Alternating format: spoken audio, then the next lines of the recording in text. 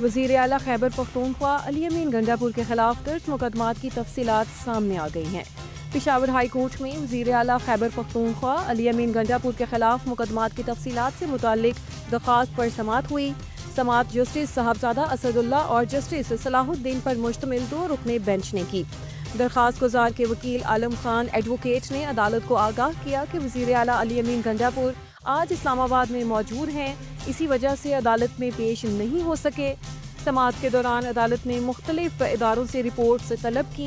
Prosecutor general NAB نے عدالت کو بتایا کہ نیب کے پاس صرف ایک انکوائری ہے، جبکہ ایف آئی اے میں کوئی انکوائری موجود نہیں۔ ڈپٹی اٹارنی جنرل نے عدالت کو بتایا کہ اسلام آباد میں وزیر اعلیٰ کے خلاف 32 اور پنجاب میں 33 ایف آئی آرز درج ہیں۔ ایڈیشنل ایڈوکیٹ جنرل عدنان علی کے مطابق خیبر پختونخوا میں 8 مقدمات درج ہیں۔